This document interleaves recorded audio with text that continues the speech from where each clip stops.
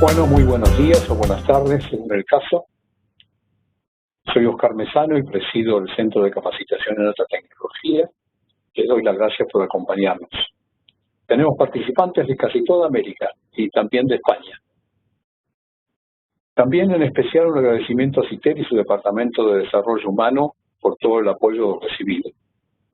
Dentro del programa que la CITEL y el Departamento de Desarrollo Humano llevan adelante sobre capacitación y divulgación del conocimiento, que se realiza durante todo el año, se encuentra este plan de webinars mensuales que se realiza durante todo el año y todos los meses.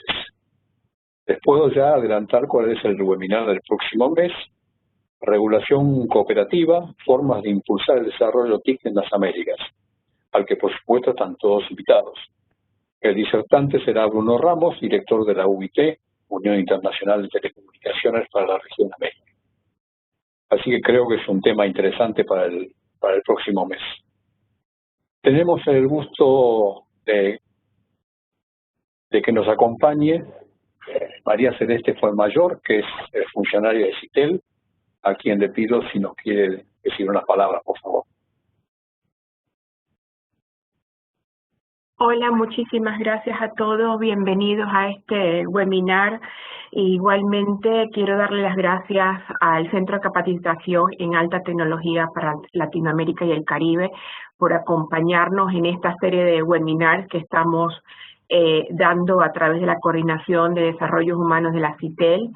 Y agradecemos mucho su participación en el día de hoy en este importante webinar, que estoy seguro que van a extraer información importante acerca de la telesalud, el e-health, el Internet de las Cosas y los efectos colaterales pues, que tenemos en esta cuarta revolución industrial. Asimismo, los invitamos a participar el próximo mes en este webinar de regulación cooperativa que amablemente la UIT nos va a acompañar en este tema y agradecerles enormemente esta participación masiva que estamos teniendo en estos webinars. Nos quedamos de ustedes para que nos den comentarios al respecto y también pues propuestas para nuevos webinars de interés para todos los Estados miembros y para todos nuestros miembros. Entonces, sin más, le paso la palabra a Patricio para darle comienzo a este webinar del mes de junio. Muchísimas gracias a todos y quedamos a su disposición.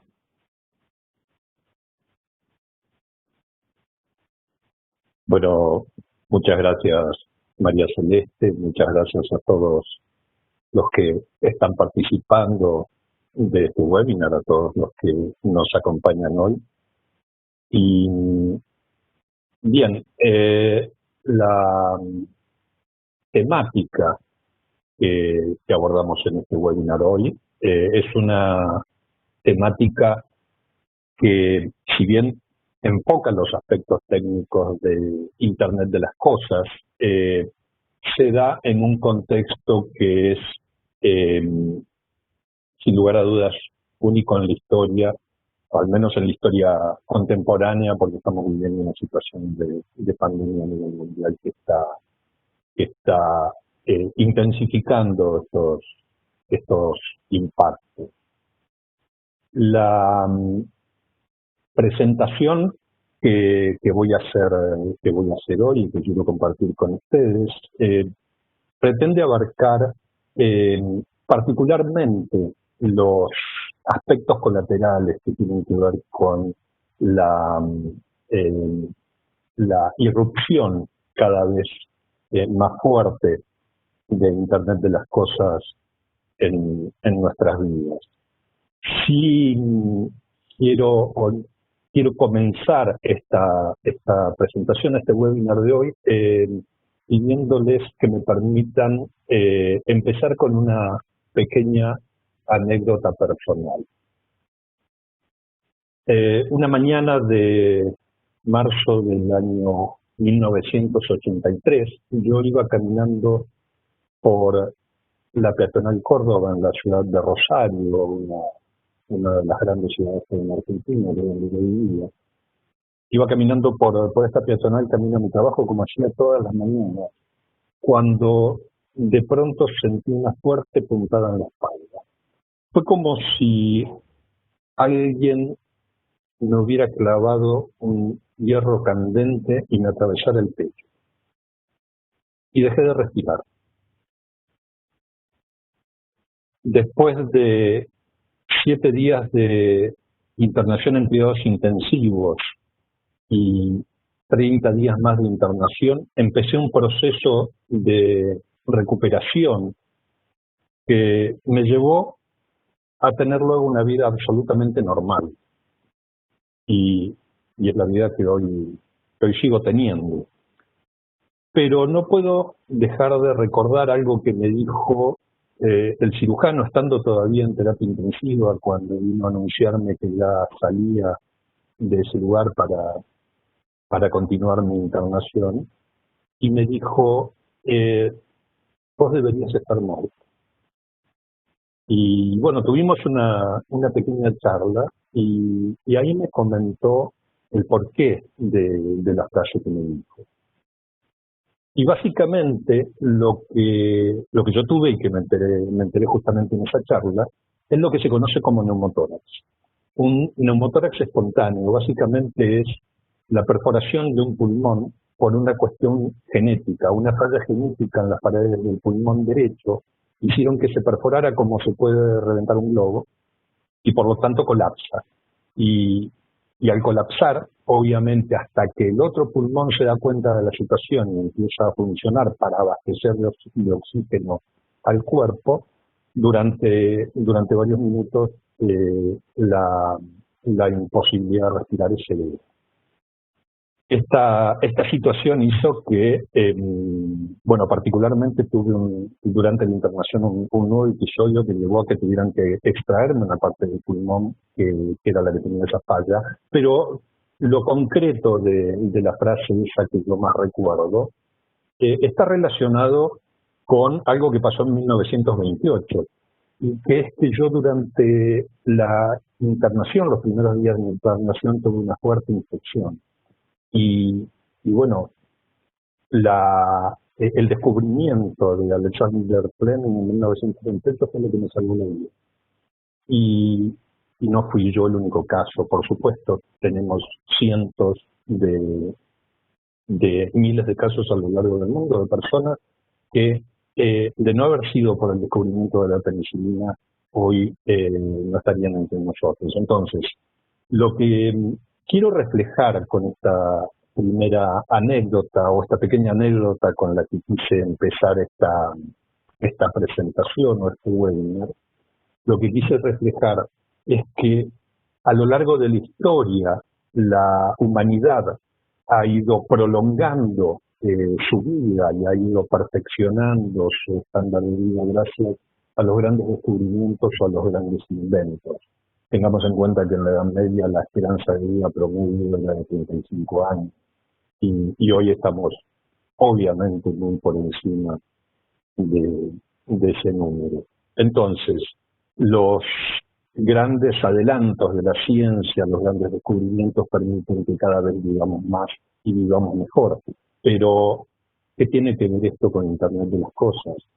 Bueno, yo diría que la tecnología es uno de los grandes inventos que está mejorando y está perfeccionando la calidad de vida de las personas, sobre todo cuando hablamos de educación. Yo mencionaba que estuve algunos días en terapia intensiva y diría que el 50% de las actividades que se realizan dentro de una unidad de cuidados intensivos tiene que ver con la tecnología hoy día. Y en ese contexto, entonces, también tenemos algunos ejemplos dignos de destacar. Hace 4 años, Joshua Neely, un empresario bastante joven, un empresario que tenía en ese entonces menos de 40 años, salió de su oficina un poco más temprano, a las 5 de la tarde, para volver a su casa, porque su hijita cumplía 5 años y quería estar temprano para el cumpleaños de su hija. Iba por la autopista camino a su casa cuando de repente empezó a sentir un muy fuerte dolor en el pecho, que cada vez se intensificó más y lo inhabilitó para manejar. Directamente no podía manejar su vehículo. Afortunadamente, Joshua Neely iba conduciendo un Tesla que tenía piloto automático, y fue el piloto automático del Tesla el que le permitió salvar su vida, porque a pesar de que él no podía conducirlo, el vehículo fue capaz de llevarlo hasta el hospital, y eso le salvó la vida. Entonces acá vemos otro ejemplo de cómo la tecnología, y particularmente la tecnología directamente ligada con los conceptos de Internet de las cosas, empieza a tener un fuerte impacto en los sistemas de salud. Porque sin lugar a dudas, si Joshua Neely no hubiese estado en ese momento conduciendo un Tesla, otra sería la historia. Tenemos más casos, como por ejemplo el caso de James Green. James Green estaba mirando televisión sentado en un sillón en el living de su casa, cuando de pronto su smartwatch empezó a dar algunas señales y le presentó un mensaje diciéndole que algunos de sus signos vitales no estaban del todo bien. James se sentía bien y estaba mirando televisión, pero decidió prestarle atención a esa alerta de su smartwatch y entonces fue hasta el hospital. Afortunadamente fue hasta el hospital, porque lo que sucedió es que tenía en proceso una embolia pulmonar, y si se hubiese quedado en su casa, seguramente habría muerto sentado en su silla. Una vez más, entonces, la tecnología y el uso de Internet de las cosas asociado a esta tecnología. Entendamos que Internet de las cosas, desde el punto de vista conceptual, es la conjunción de sensores y actuadores que permiten sensar el entorno, enviar información y tomar acciones en función de esa información que se produce y se envía. Entonces decía que en este contexto, entonces, el smartwatch, haciendo uso de esas habilidades de Internet de las cosas, le salvó la vida a James Green. Entonces, lo que estamos viendo es que lo que empezó, si es que podríamos decir que fue el principio, en 1928, con Alexander Fleming descubriendo la penicilina, más el impacto que está teniendo Internet de las cosas a partir de estos wearables o estas tecnologías que nos permiten mejorar nuestra calidad de vida y, por supuesto, como hemos visto en estos últimos dos ejemplos, que no son los únicos, salvarnos la vida. Entonces la tecnología empieza a tener un impacto cada vez más fuerte en lo que tiene que ver con la salud. Y de hecho ese impacto se empieza a aplicar de manera cada vez más profunda. Xiaoyi es una experiencia que se empezó a desarrollar hace 3 años en China y que es básicamente un robot con inteligencia artificial que tiene la capacidad de analizar a muy alta velocidad y con una enorme eficiencia registros historiales médicos. Y en función del análisis de esos registros historiales médicos, tiene la capacidad de diagnosticar. Una de las características singulares de esta experiencia que se está realizando con este robot llamado Xiaoyi es que como parte de las experiencias lo hicieron rendir el examen nacional de medicina y curiosamente logró aprobar ese examen, superando ampliamente el promedio del nivel de aprobación que están teniendo los médicos en general para ese mismo examen. Con lo cual estamos avanzando fuertemente también, no solo en cuestiones relacionadas con la detección temprana de situaciones críticas que nos permiten salvar la vida, como vimos en el caso del piloto automático del Tesla, o la capacidad de medir los signos vitales de un smartwatch, sino que además empezamos a introducir la tecnología desde el punto de vista de la utilización de sensores y el análisis de grandes volúmenes de datos mediante la inteligencia artificial. Empezamos a introducir, decía esto, en un modelo de diagnóstico cada vez más eficiente. Seguramente no para reemplazar al médico, pero sí posiblemente para complementarlo de una manera que les permita hacer o potenciar el nivel de eficiencia, sobre todo en lo relacionado con el diagnóstico. Y en ese mismo contexto, en esa misma línea, IBM Watson, por ejemplo, ya lleva varios años trabajando en el uso de la inteligencia artificial para el diagnóstico. Particularmente, IBM ha montado un laboratorio que se especializa en el análisis y en el diagnóstico del cáncer.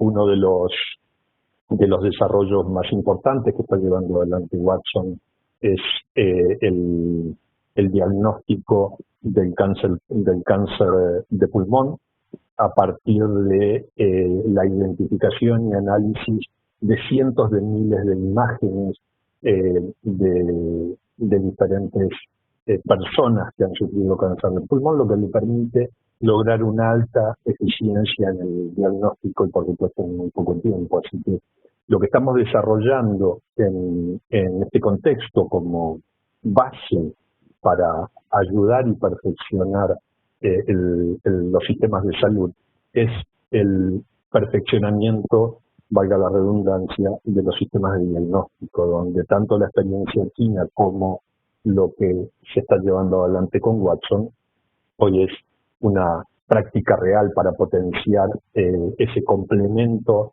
al profesional que son los sistemas de diagnósticos. Imaginemos la capacidad que puede tener uno de estos sistemas para consultar y analizar de manera extremadamente rápida, como decía antes, cientos de miles de registros históricos de diferentes diagnósticos, incluidas imágenes, con lo cual estamos potenciando fuertemente entonces este complemento que decía entre el profesional médico y los sistemas de diagnóstico automatizados. Cuando hablamos de salud, tenemos que pensarlo también en términos de lo que sucede a nivel mundial con las diferentes enfermedades y que hoy lo vemos potenciado con esta situación de pandemia que estamos viviendo. Del total de muertes, casi 60 millones de muertes que se producen al año en el mundo, la mitad de esas muertes se producen por enfermedades cardiovasculares, o mejor dicho, por enfermedades vasculares.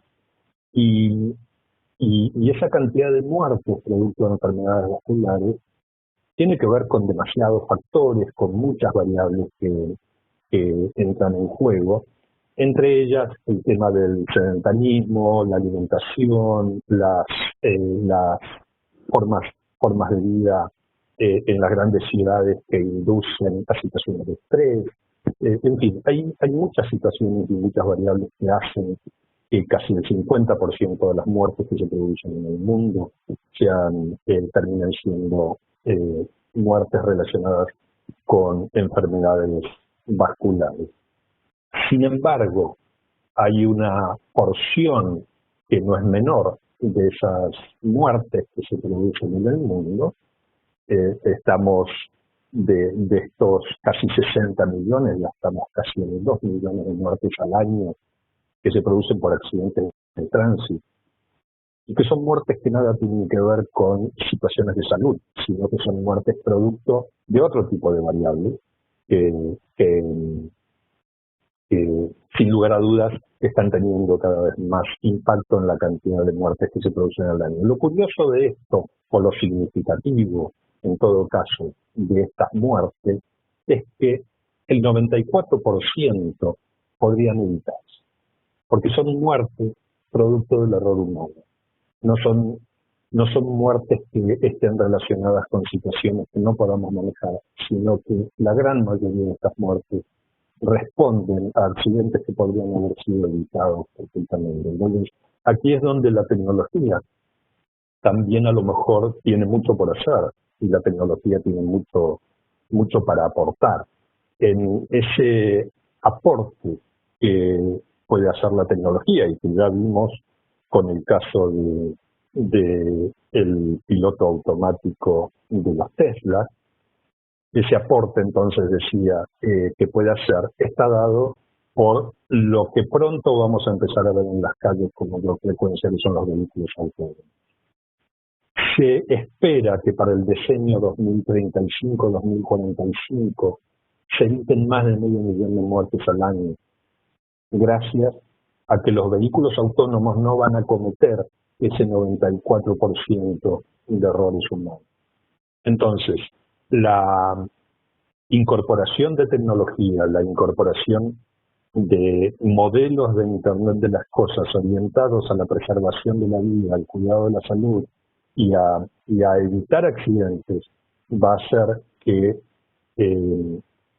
como decía en este decenio, evitemos un volumen de muertes bastante importante. Imaginemos, yo decía recién que estamos cerca de los 2 millones de muertes al año en el mundo, producto de accidentes de accidentes con vehículos, y si estamos evitando o vamos a evitar en el próximo decenio, en el decenio 2035-2045, de esas 2 millones de muertes vamos a evitar más de 500.000, entonces estamos en camino a brindar una solución desde el punto de vista de la tecnología sin lugar a dudas significativo para reducir el número de muertes. Y estamos hablando de la tecnología que nos permite, desde el punto de vista de la seguridad, como vemos en los vehículos autónomos, minimizar la cantidad de muertes, pero también diferentes industrias empiezan a entender que pueden aportar desde los lugares más impensados la posibilidad de brindar seguridad desde el punto de vista de la salud.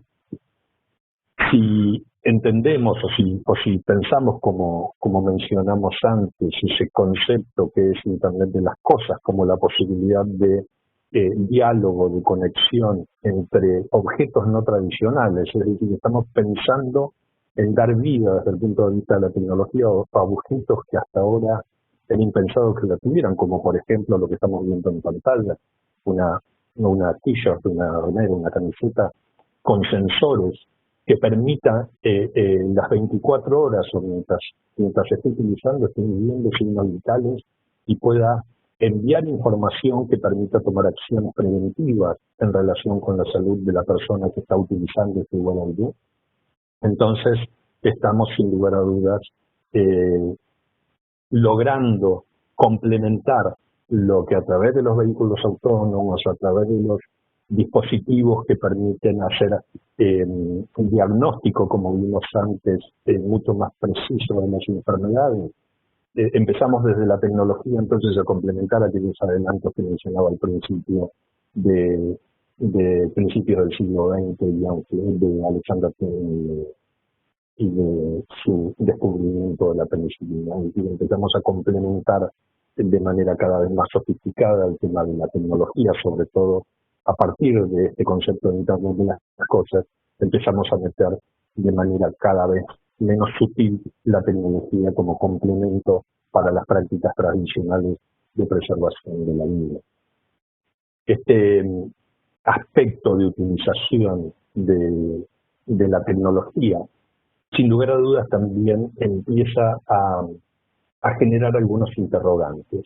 Y esos interrogantes tienen que ver con lo que de algún modo da título a este webinar, que es cuáles son los efectos colaterales, cómo vamos a manejar algunas situaciones que empiezan a ser críticas, porque, por ejemplo, cuando hablamos en términos de información relacionada con la salud, empezamos a pensar en aspectos que tienen que ver con la seguridad de los datos, la privacidad de los datos, la preservación de la privacidad cuando hablamos de temas de salud, la privacidad, decía, de la información de las personas, información personalísima que tiene que ver con la salud de cada uno de nosotros.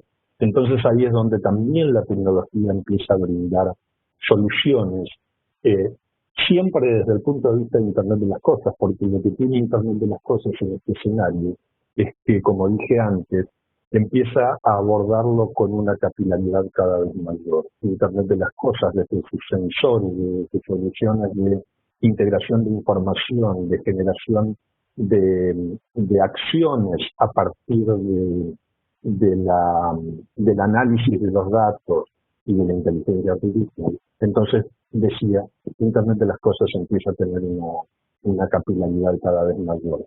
esa capilaridad se resuelve desde el punto de vista de la seguridad y desde el punto de vista de la preservación de la privacidad, con plataformas que desde el punto de vista de la infraestructura de comunicación y desde el punto de vista de la gestión de esos datos y de esa información brindan seguridad adicional.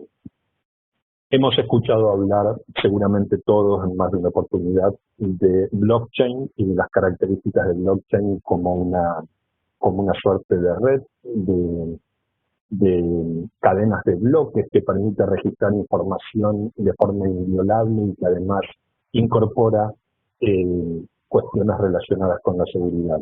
En ese contexto surgen soluciones también como IoTDX, que son soluciones similares a lo que plantea blockchain, pero específicamente orientadas a IoT para permitir la interconexión de sensores en un contexto seguro. Y esa interconexión de sensores permite, en un escenario como el que plantea IoT, permite esa interconexión y ese intercambio de datos, llevando un registro con las mismas características que plantean las soluciones de blockchain. Para quienes no están familiarizados con el concepto de blockchain y para expresarlo de una manera lo más simple posible, imaginemos blockchain como una suerte de registro contable inalterable, es decir, que cada vez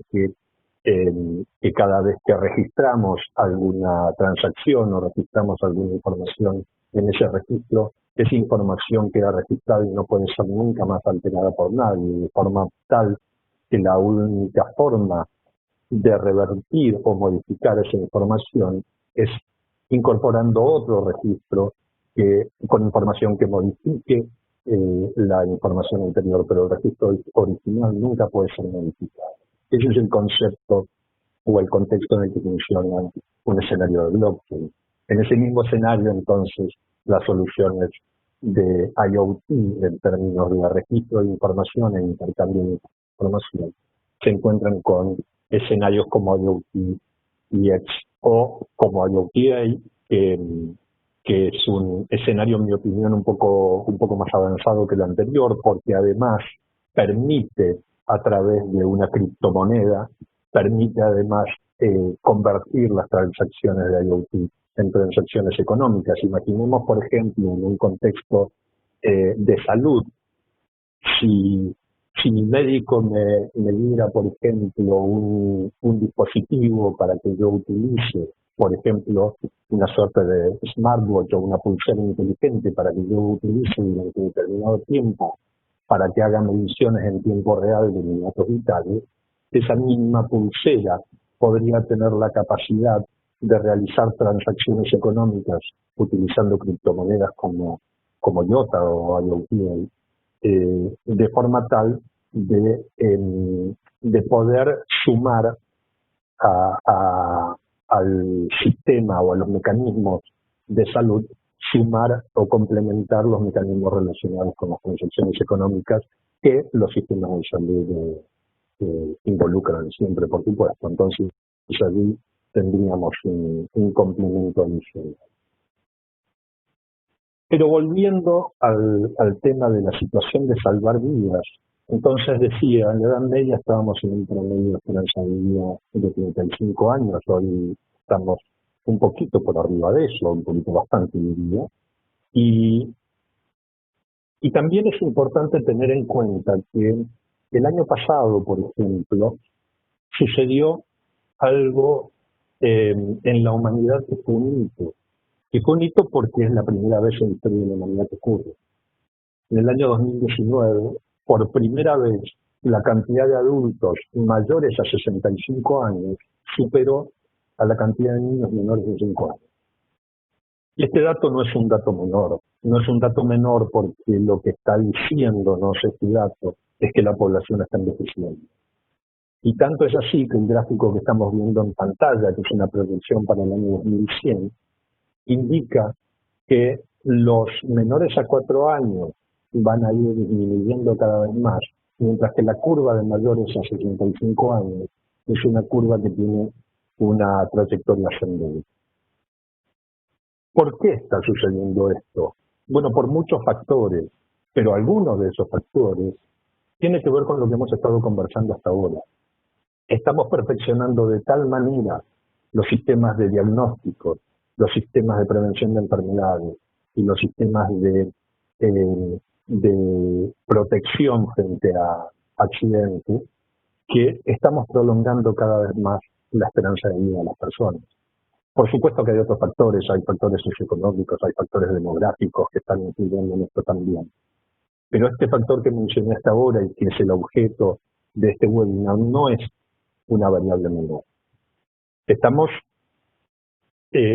prolongando la esperanza de vida de las personas, pero además lo estamos haciendo mejorando significativamente la calidad de vida de las personas. Es decir, no estamos hablando de que mantenemos con vida a las personas. Estamos hablando de que las personas viven más y viven con una buena calidad de vida. Es decir, que hoy una persona puede vivir más años y puede vivirlos y disfrutarlos con una buena calidad de vida. Ayer leía un artículo que acaba de publicar la Organización Mundial de la Salud, donde redefine el concepto de juventud y de vejez. Y ahora trasladó lo que hace poco más de un siglo se conocía como vejez, que eran las personas mayores a 50 años, y ahora la Organización Mundial de la Salud enmarca dentro del contexto de vejez recién a los mayores de 80 años.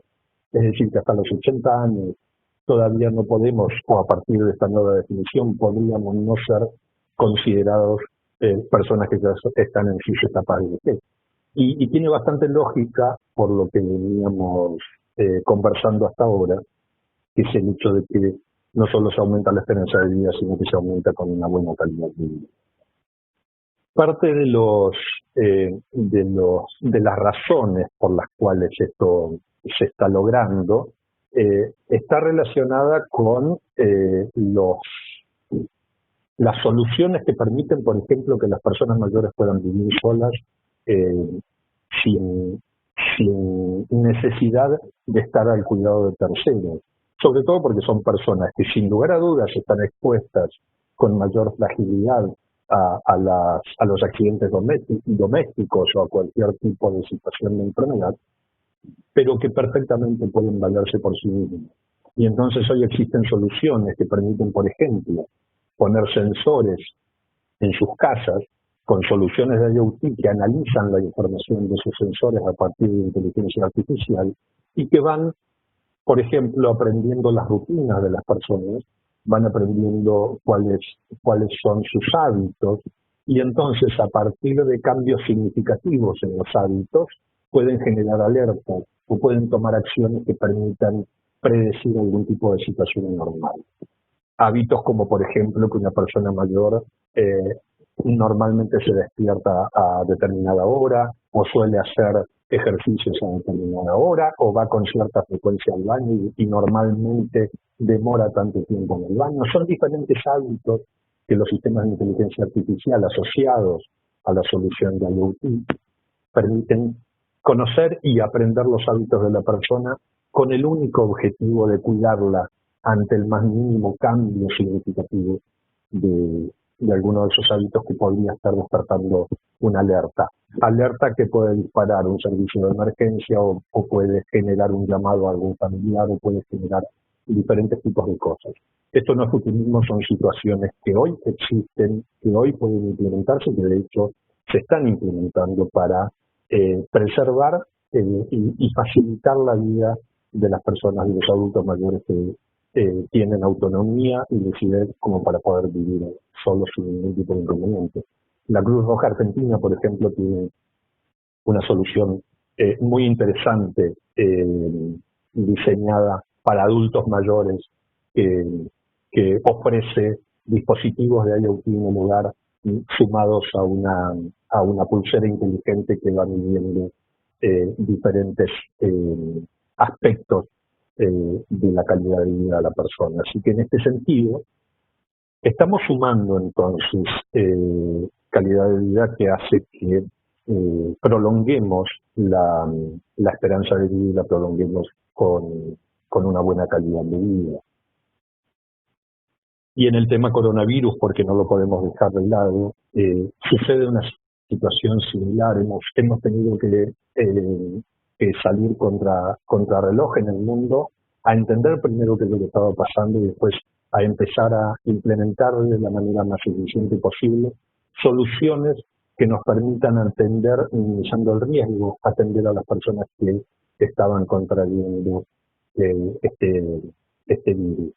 Y en este contexto, entonces, se están implementando soluciones que permiten, por ejemplo, a través de la combinación entre soluciones de Internet de las Cosas, más impresión 3D, todos hemos visto que la impresión 3D ha brindado enormes beneficios desde el inicio de esta pandemia con el diseño y generación de máscaras de diferentes tipos para poder atender a estas situaciones y minimizar los contagios.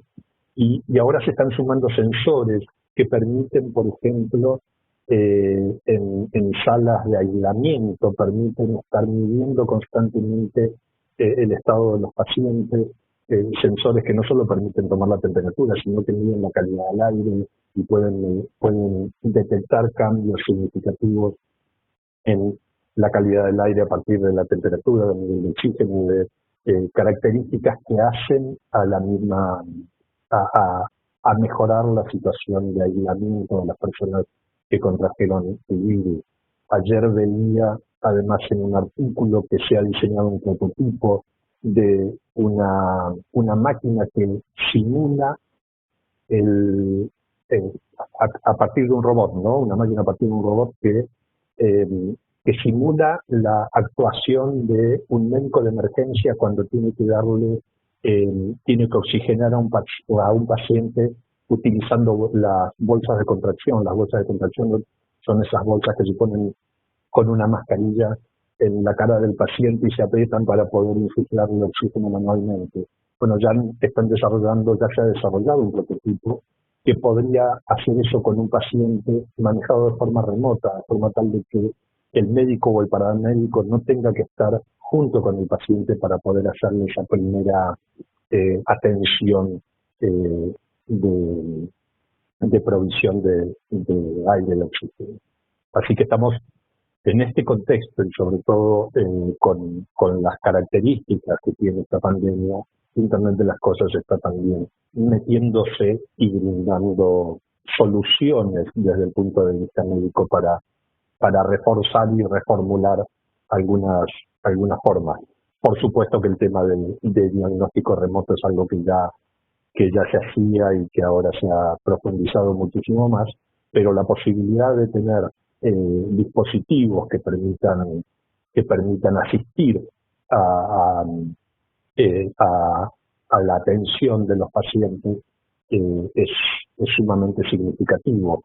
Hay proyectos en Argentina, por ejemplo, hay un proyecto de un cubo que permite diferentes situaciones, y que si un paciente tiene ese cubo en su situación de aislamiento, él mismo puede seguir acciones para que el médico de manera remota pueda leer e interpretar algunos datos vitales, como por ejemplo, una de las caras del cubo permite medir temperatura sin contacto a través del infrarrojo, otra de las caras del cubo tiene un orificio para meter el dedo y entonces poniendo el dedo en ese orificio se puede medir un nivel de oxigenación en sangre y en fin, de esa manera tenemos diferentes dispositivos que hoy sirven como ayuda para que los médicos puedan atender a sus pacientes sin necesidad de estar directamente en contacto con ellos. Situación que en estos tiempos donde nuestra mayor preocupación es el contagio, son situaciones donde entonces la IoT empieza a tener una relevancia importante.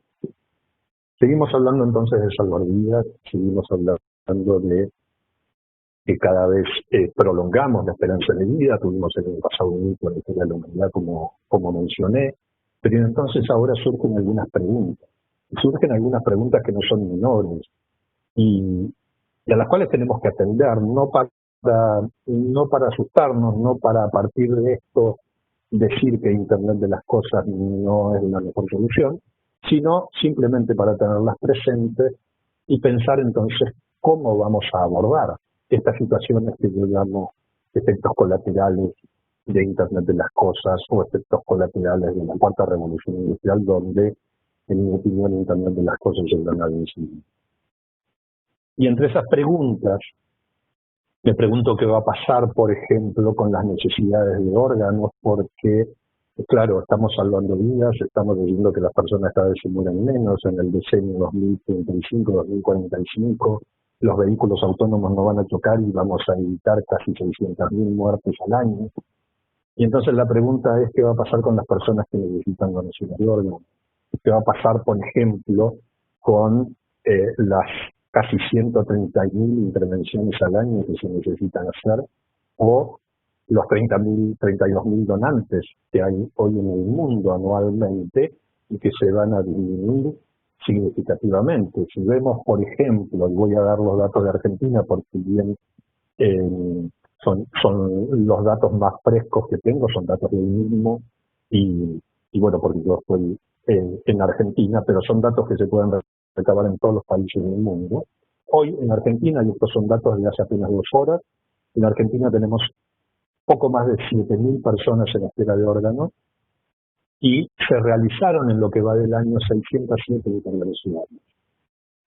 También tenemos 250 donantes nuevos este año. Llevamos casi la mitad del año y, en mi opinión, creo que muy poco, solo tenemos 250 nuevos donantes. Y en promedio en Argentina tenemos 5 donantes y medio por cada millón de habitantes. Esta situación de donación de órganos y que tiene que ver también con preservar la vida de las personas, porque obviamente tenemos que decir, a partir o aparte de todos los ejemplos que di desde que hemos empezado este webinar, la donación de órganos ha salvado cientos de miles de vidas. Pero claro, sabemos que es producto de que otras vidas se pierden. Y entonces, si reducimos, gracias a la evolución de la tecnología, la cantidad de muertes, bueno, yo me pregunto cómo vamos a atender este efecto colateral, que es un efecto que va a tener su impacto y que no debemos ignorar. Obviamente que no por esto debemos dejar de salvar vidas, tiene que seguir evolucionando la tecnología para que junto con la medicina permitan perfeccionar y mejorar la calidad de vida de las personas. Pero esta situación sigue existiendo. Y frente a esta situación ya hay algunas cosas que se están haciendo. Por ejemplo, en Londres ya se está investigando la posibilidad de utilizar órganos de cerdo. Ustedes saben que el cerdo es el animal que tiene los órganos más parecidos a los órganos del ser humano. Y muchas de las partes o de los órganos del cerdo, algunos de los órganos del cerdo hoy se utilizan para salvar vidas, para salvar las vidas de las personas. Yo tengo como ejemplo un caso muy cercano. En el año 2014, mi padre, mi padre tiene 84 años, en el año 2014 le diagnosticaron 6 meses de vida, situación que era producto de la calcificación de su válvula aórtica, que ya prácticamente no funcionaba y estaba casi virtualmente cerrada, y la única posibilidad de salvarle la vida o de prolongarle la vida era reemplazarle esa válvula aórtica por otra válvula, y la válvula que tiene mi padre desde el año 2014 en su corazón es la válvula de un cerdo. Y le sacaron su válvula, le pusieron la válvula de un cerdo, y desde hace 6 años mi padre, que él tiene 84, vive con una válvula de cerdo en su corazón. La razón por la que se pudo hacer eso es porque la válvula aórtica es una válvula mecánica, es decir, es una pieza, por llamarlo de alguna manera, que responde a estímulos mecánicos. Es muy diferente pensar en un órgano como un riñón o un hígado. En ese sentido, el órgano del cerdo todavía no puede ser utilizado, a pesar de ser muy parecido al órgano humano. Y la razón de esto es porque el cerdo, dentro de su ADN, tiene incrustado un retrovirus que es nocivo para el ser humano. La experiencia que se está haciendo en Londres es que se está editando el ADN del cerdo con la intención de aislar y eliminar ese retrovirus. Cuando se logre eliminar el retrovirus de la cadena de ADN del cerdo, entonces tal vez sea posible utilizar órganos de cerdo para hacer trasplantes en seres humanos para salvarle la vida. Entonces esto de algún modo, digo, es la forma de pensar soluciones a esos efectos colaterales que mencionaba antes, que pueden tener como impacto el hecho de prolongar la vida de las personas a través de esta combinación de tecnología y evolución de la medicina. Este no es un tema menor, es un tema que se está abordando, particularmente en Argentina. Ya se lanzó la primera carrera universitaria orientada a integrar la tecnología con la medicina.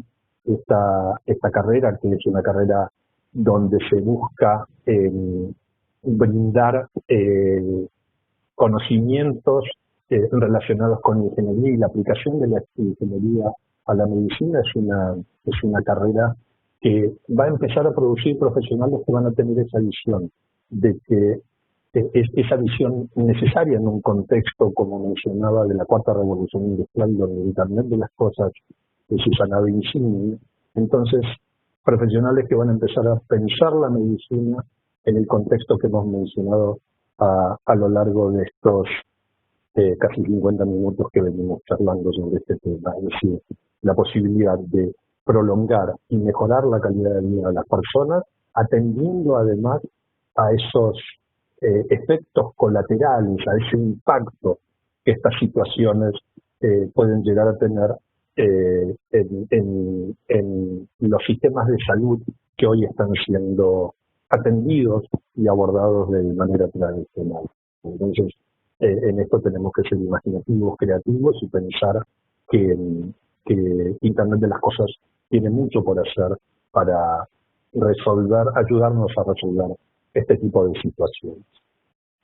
Bien, les agradezco muchísimo el tiempo, les agradezco la numerosa participación y, bueno, Oscar, María, estoy a disposición para cualquier consulta o cualquier comentario. Ok, muchas gracias, Patricio. Si hay consultas, por favor, si las pueden poner en el chat, si las voy leyendo.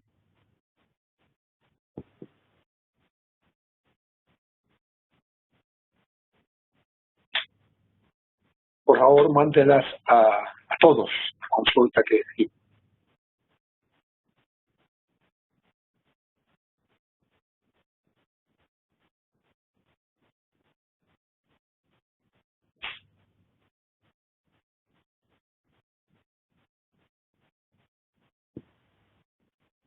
aparentemente no hay dudas ni consultas.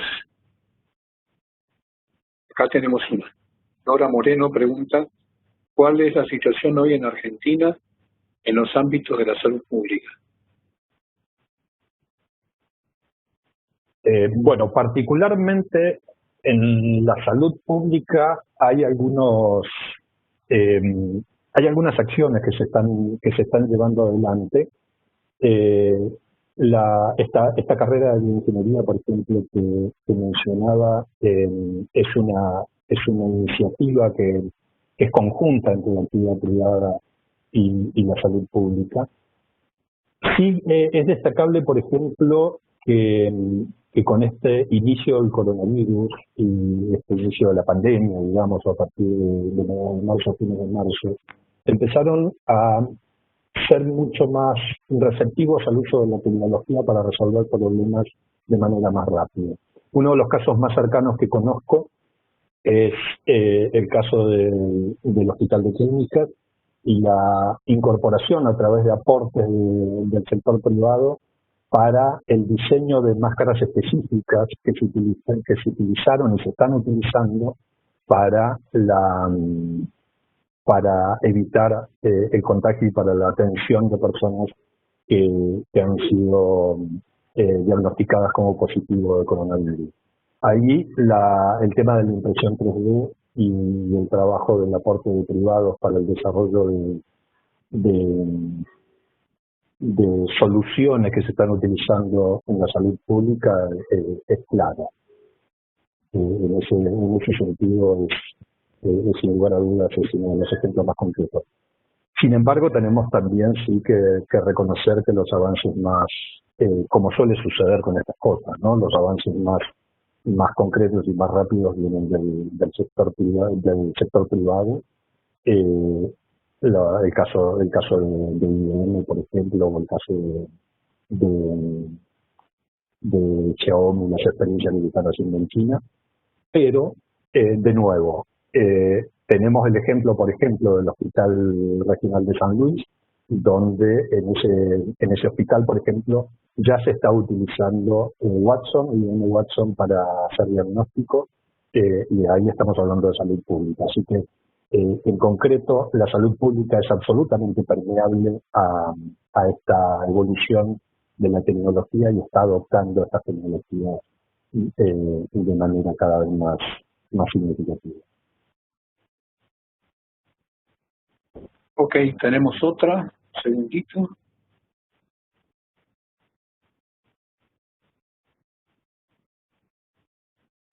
¿Cuál es la precisión en cuanto a recolección de datos por medio de IoT y datos reales? En términos de precisión, si a lo que se refiere es la precisión en los sistemas de medición, es absolutamente preciso.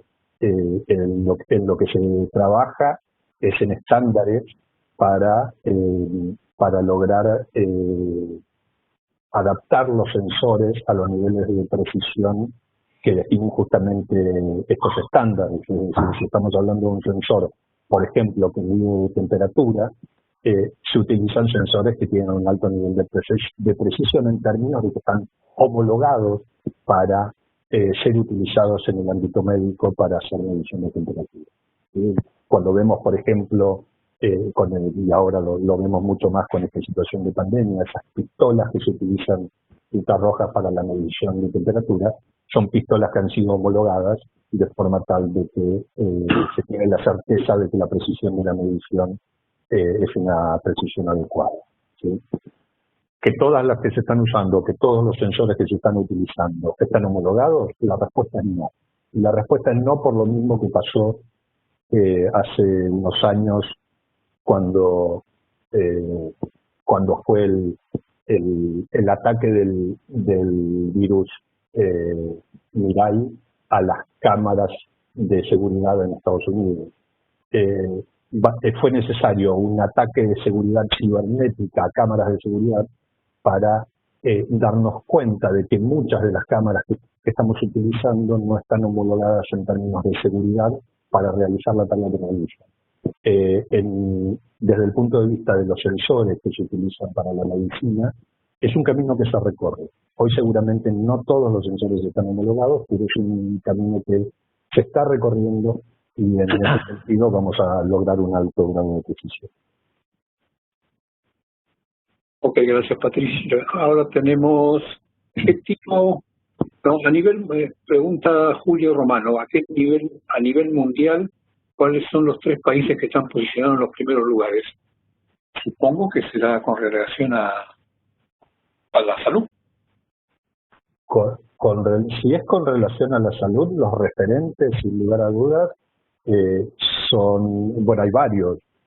Los referentes, sin lugar a dudas, son Estados Unidos, el Reino Unido y Inglaterra, donde se están realizando estas investigaciones con el tema de retrovirus en la cadena de ADN de los cerdos. Si somos un poco más amplios en términos de IoT, España, por ejemplo, está muy evolucionada en eso. Y sin lugar a dudas, Alemania, en la sede central de investigación de Watson, de IBM, está en Alemania. Alemania también está muy evolucionada. Y después tenemos los países asiáticos, Corea y Japón también están avanzando mucho, y por supuesto China.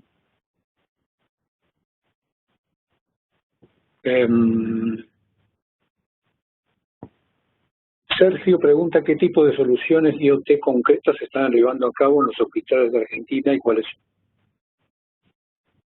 Bueno, yo mencionaba hace un rato ese cubo que se está haciendo, no recuerdo ahora exactamente el nombre de este cubo, que en todo caso después, si te vas a sacarlo, podemos compartir con los participantes, pero ese cubo de diagnóstico es un desarrollo artístico, un desarrollo que se está haciendo en Argentina, que es una pyme argentina especializada en IoT y que está desarrollando este cubo de diagnóstico para y a partir de acuerdos con instituciones del sistema de salud de Argentina se está empezando a utilizar en los hospitales.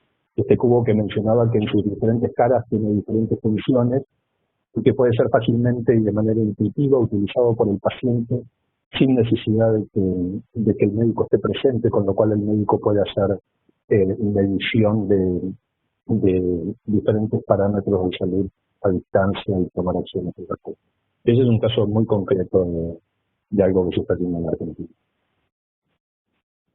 Tenemos también, quisiera sumar también a eso. Hay mucho, me estoy olvidando de muchos porque están haciendo muchas cosas. Hay un tótem también que permite llegar a cualquier lugar, digamos, público, y ese tótem, compararse adelante nomás ya es capaz de medir la temperatura corporal, tiene un dispenser para guantes, en fin, diferentes cosas. Y hay una empresa también, además de lo que mencionaba de la Cruz Roja Argentina, en La Plata hay una empresa, una pyme, que también desarrolla soluciones de IoT para el cuidado de adultos mayores que viven solos, con estos sistemas de sensores en sus casas y sistemas de inteligencia artificial que permiten aprender los hábitos de las personas. Así que, bueno, en Argentina hay mucho que hacer. Ok. Paso a la siguiente. ¿Se replanteó la cuestión ética en la manipulación de datos tan sensibles? Bueno, eso es algo que está arriba de la mesa a las 24 horas. Es parte de todas las discusiones relacionadas con soluciones de Internet de las Cosas en general y de Internet de las Cosas vinculado a la salud en particular. Y estas discusiones van desde releer y repensar la Ley Nacional de Protección de Datos Personales hasta determinar de qué manera una persona fehacientemente acepta brindar sus datos, ya sea para diagnóstico personal o para investigación en general. Esas son discusiones que se están dando y que vamos a seguir dando por mucho tiempo, no solo desde el punto de vista ético, sino también desde el punto de vista legal. Entendamos con estas cosas que la legislación normalmente, y creo que porque no puede ser de otra manera, al menos hasta ahora, normalmente la legislación sigue de atrás la evolución tecnológica. Entonces siempre la legislación actúa ex post, es decir, se produce el avance, se produce la situación y después hay que legislar. Creo que en algún momento tenemos que adoptar la capacidad de legislar sobre lo que no conocemos y que va a suceder en el futuro, pero por el momento es así, y entonces vamos a tener que pensar esto no solo desde el punto de vista ético, sino también desde el punto de vista legal. No solo lo que va a suceder con información médica que está transitando una red y llegando, uno vaya a saber que a quién, porque digamos hay una empresa IoT que puso sensores en mi casa y está aprendiendo mis hábitos. Entonces, ese es un punto. Otro punto es pensar en los vehículos autónomos y cuando se produzca un accidente, quién toma la culpa desde el punto de vista legal. Todo esto que está relacionado con lo legal y lo ético está sobre la mesa, se está discutiendo y creo que es un concepto en formación y en transformación del cual vamos aprendiendo cada día.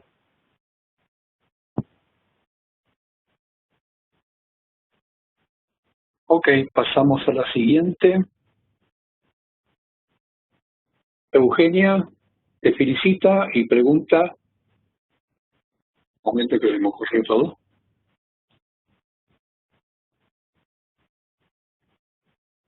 si te preocupan o no los aspectos vinculados con la bioética en cuanto al avance de la tecnología de inteligencia artificial y IoT. Sí me preocupan. Me preocupan en el sentido de que creo que son evoluciones que tenemos que transitar, de las cuales tenemos que aprender y a las cuales podemos aportar. No me preocupa en el sentido de que me quita el fin y me asusta. Cuando hablo de me asusta, hablo del miedo que me paralice.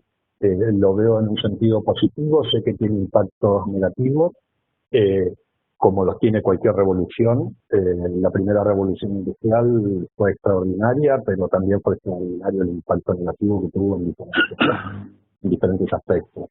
En ese sentido, creo que es un camino que tenemos que recorrer y que va a servir porque lo he visto, porque he dado ejemplos muy cercanos, como el caso de mi padre, y porque creo que en algún momento vamos a aprender a convivir con esto del miedo a dar información, porque tenemos estas discusiones éticas y después el domingo subimos la foto del cumpleaños a Facebook y entonces ahí hacemos pública información que a lo mejor no deberíamos. Y bueno, es parte de un proceso que creo que, como toda ola, tiene un ápice y después vamos a empezar a aprender a comprender, a separar la paja del trigo y vamos a entender que a veces es importante dar la información para salvar nuestras propias vidas o para salvar vidas de terceros y que hay ciertos riesgos siempre. Siempre hay ciertos riesgos que también tenemos que asumir. Pero asustarme no me asusta. ¿Que me preocupa? Sí me preocupa, pero como decía, me preocupa en el sentido de que creo que es un camino que tenemos que transitar, porque es inevitable, del cual tenemos que aprender y porque no podemos dejar de aprender. Este punto creo que es importante. Yo hace un tiempo hablaba sobre el tema de seguridad en el IoT. Y el tema de la educación es una cuestión básica. Cuando éramos chicos aprendimos a cruzar la calle porque nuestros padres nos enseñaron a cruzar la calle. Hoy tenemos que aprender a vivir en este mundo con seguridad y nos tienen que enseñar, tenemos que aprender a hacer. Y es responsabilidad de todos, como es responsabilidad de todos, saber cruzar la calle de manera segura. Y también es importante saber que podemos ser actores en esto. Entonces decía, me preocupa, es un camino que tenemos que transitar, tenemos que aprender a transitarlo, pero también tenemos que saber que podemos aportar mucho. Gracias, Patricio. Siguiente, Sergio pregunta, ¿qué protocolos de comunicación se utilizan en soluciones IoT en la salud? LoRa, Sigfox, NB-IoT, LTE, M. En realidad se utilizan todos. El protocolo de comunicación está más relacionado con el tipo de solución y el tipo de solución está relacionado con muchos factores: la distancia, la dispersión, la cercanía de los objetos. En función de eso yo voy a utilizar el sistema o la infraestructura de comunicaciones que mejor se adapte. Seguramente si estoy en un contexto donde tengo a disposición una red LoRa y la red LoRa me sirve para interconectar y necesito conectar, utilizaré la red LoRa. Ahora, si tengo una unidad de emergencia primaria en un pozo petrolero en medio de la Patagonia, seguramente tendré que utilizar alguna otra infraestructura de comunicaciones o una combinación donde acá entra mucho en juego, perdón que voy a hablar de un tema un tanto técnico, pero entra en juego lo que es la computación en la nube, la computación en la niebla, lo que hacemos en un contexto más reducido y los datos que justifica que yo envíe a una infraestructura de comunicación más amplia. Entonces, no tengo una respuesta concreta a esto. Se usan todos y va a depender del tipo de solución que se esté implementando. Lo importante acá es cuál es la capa de seguridad que le sumo a la infraestructura de comunicación que utilizo. Gracias, Patricio. Jorge pregunta cómo se está desarrollando el uso de impresión 3D para producir órganos. Qué buena pregunta. También se está avanzando en eso, se está avanzando de manera, iba a decir lenta, pero no es la palabra es cautelosa y es lógico que sea así, porque producir órganos a partir de 3D no es un tema menor. Se han hecho algunas experiencias exitosas. En Argentina tenemos una experiencia muy exitosa desde la Fundación Favaloro, donde hace unos años un joven de 20 y pico de años comió, creo que una hamburguesa que tenía un fragmento de vidrio. Ese fragmento de vidrio le perforó el esófago. Él no se dio cuenta hasta que fue demasiado tarde, es decir, cuando ya tenía una infección que puso en riesgo su vida, y entonces tuvo una intervención quirúrgica, que acá es importante, perdón por lo tal vez que voy a contar, pero históricamente las situaciones de reemplazo de esófago, desde el punto de vista médico quirúrgico, se hacen extrayendo el esófago de la persona y poniendo de manera externa un tubo que hace el esófago y que conecta la boca con el estómago. Y lo que lograron en este caso, a partir de tomar células de su esófago original, del esófago de la persona, tomaron células y con esas células hicieron una impresión 3D de un esófago para esta persona y le hicieron un trasplante de esófago con la característica particular de que al ser un trasplante de esófago con las mismas células de la persona, entonces no existía posibilidad de rechazo. Una de las características que tiene el trasplante de órganos es que la persona trasplantada tiene que convivir con la posibilidad de rechazo del órgano y entonces para eso tiene que estar medicada por vida. En este caso no es necesaria esa situación porque básicamente lo que le pusieron es su propio esófago. Así que bueno, se están haciendo esas experiencias, tenemos casos concretos como el que acabo de mencionar. Ojalá algún día, gracias a los cerdos y gracias a la evolución de la impresión 3D de órganos, podamos resolver esta situación que mencionaba. Gracias, Patricio. Andrea, si puedes decirle cómo va a implementar la inteligencia artificial en los accidentes automovilísticos. La inteligencia artificial, básicamente lo que va a hacer, va a tener dos capacidades singulares. La primera es pensar muy rápido y la segunda es pensar de manera muy eficiente.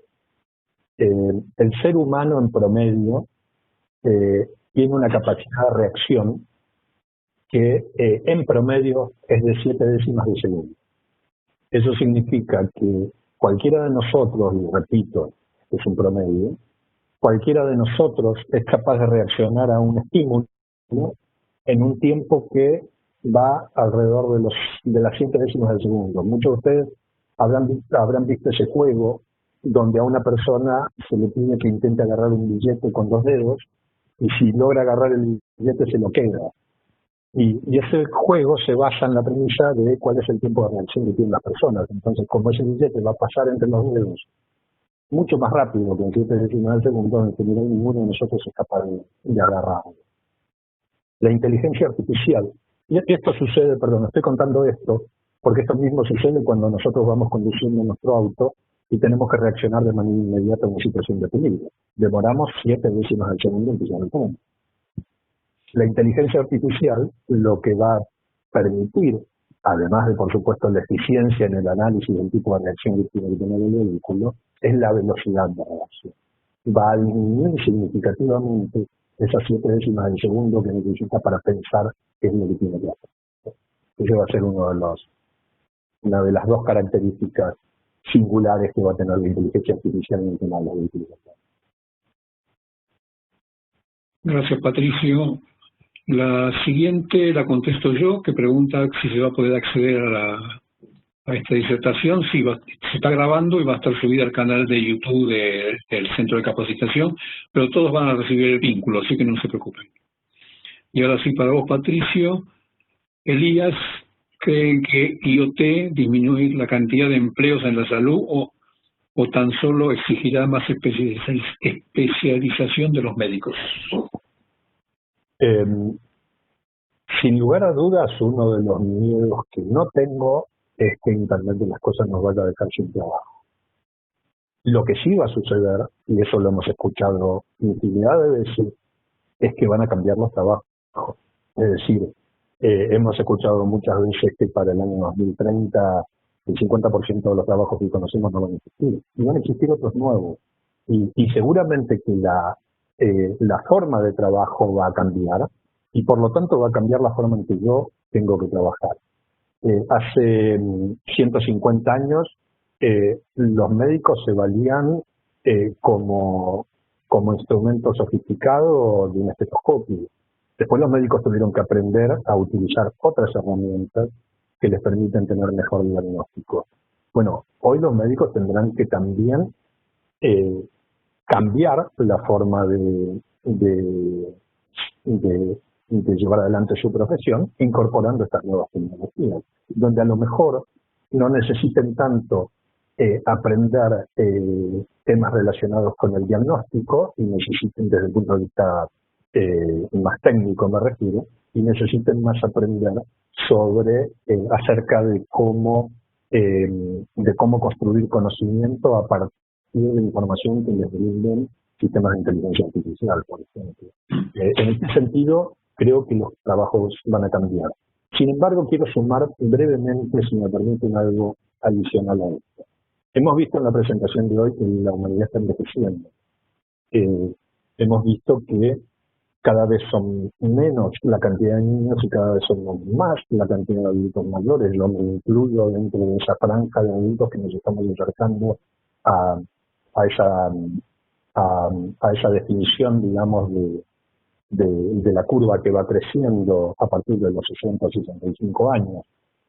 Entonces me surge otra pregunta, no solo qué va a pasar con el trabajo para quienes trabajan, sino qué va a pasar con los pasivos, qué va a pasar con las personas que trabajaron toda su vida, que hoy ya no trabajan, y para quienes los sistemas previsionales ya no van a ser los mismos que antes, porque eso también tiene que cambiar desde el punto de vista de cómo vamos a producir ingresos para las personas que cada vez son más, que cada vez viven mejor, que cada vez van a ser más exigentes, y que de algún modo necesitamos generar recursos para esa población que crece. Pero bueno, quería mencionarlo desde el punto de vista de la salud, ese es un tema que desde el punto de vista de la monetización da para otro webinar, pero es algo que no podemos dejar. Gracias, Patricio. Rodolfo pregunta qué tan desarrollado está en el ámbito académico de la bioingeniería en Argentina. Bueno, el primer ejemplo que tenemos es ese que mencionó, donde esta carrera de ingeniería biomédica está focalizada específicamente a producir profesionales en el sentido. Así que sí, como para dar una respuesta a esa pregunta, diría que se tomó conciencia de la necesidad y se tomaron acciones concretas. Es decir, empezamos a producir profesionales que van a atender a esa situación. Argentina, no hace falta que lo diga, tiene muchos ejemplos, es un referente en el mundo en términos de la medicina, con avances, digamos, que hemos tenido que han sido adoptados a lo largo del mundo. Mencioné la Fundación Valores, no hay tanta medida que y en ese sentido creo que corremos con ventaja, porque creo que de alguna manera tenemos en nuestros genes esa necesidad de innovar en el tema de la salud. Si a eso le sumamos que hemos comprendido que la tecnología tiene que ser parte de eso, y tenemos ya, por ejemplo, una carrera de ingeniería biomédica orientada a eso, creo que vamos por un buen camino y se están haciendo cosas. Gracias, Patricio. Contesto una yo. Nora pregunta si se realiza un evento nacional e internacional. Argentina tiene el evento que produce CABAS, que es la Cámara Argentina de Internet, que se hace anualmente, que se llama Internet IoT Day, pero está suspendido este año. Están viendo si se va a realizar por forma remota. Cuando haya novedades, se las haremos saber. Y ahora sí, para Patricio, Mónica pregunta, ¿cuánto le afecta al médico el advenimiento de los dispositivos IoT que son y serán de mucha ayuda, pero parecería que reemplazan un tanto al médico, como sucede hoy con las ayudas médicas por la pandemia? cuántas app en el móvil provistas por las prepagas. ¿Cuánto le afecta al médico si estamos hablando desde el punto de vista emocional? Creo que depende de cada médico. Creo que los médicos van a ir progresivamente entendiendo que esto es una ayuda y que la tienen que tomar en beneficio de su profesión.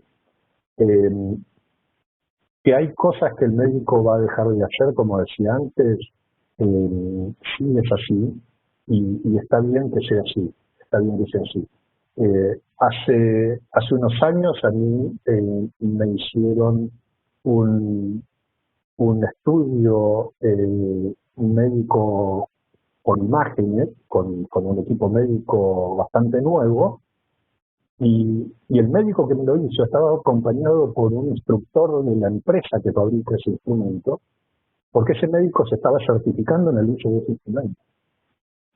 Y yo de alguna manera fui su conejito de India con eso. Pero bueno, creo que los médicos en ese sentido entienden que tienen que formarse y capacitarse para empezar a utilizar tecnologías que son complemento de ellos. Y algún día esas tecnologías van a trabajar para ellos, al 100%, como vimos en algunos ejemplos. Y no está mal. El impacto en el médico creo que tiene que estar dado por una evolución de la profesión hacia un lugar de mayor eficacia.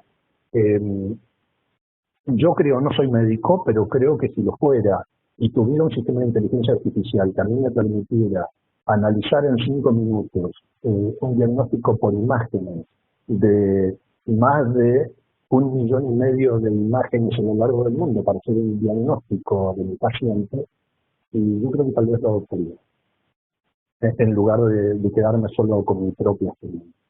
Creo que lo adoptaría. Entonces, en ese sentido, sí creo que depende de cada médico, pero creo que la medicina tiene que evolucionar por ese lado.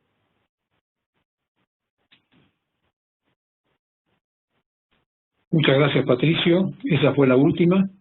Te agradecemos mucho por esta presentación, también a todos los que nos han acompañado, a María Celeste por estar acompañándonos permanentemente y por apoyar siempre nuestros webinares. Muchas gracias nuevamente a todos por participar y espero que les haya sacado sus consultas y sus dudas.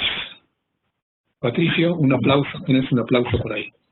Bueno, muchas gracias, Oscar, muchas gracias, María Celeste, y gracias a Oea, gracias a Oea y a Cecilia Telar. Y gracias, por supuesto, a todos los que me aguantaron esta horífico. Gracias a todos. Muchas gracias a todos por su participación. Nuevamente, muchas gracias a ti, Patricio, por esta excelente presentación, a todos los participantes y también nuevamente a ti, Oscar, por todo el apoyo para el desarrollo de estos webinars mensuales. Un abrazo a todos y feliz día.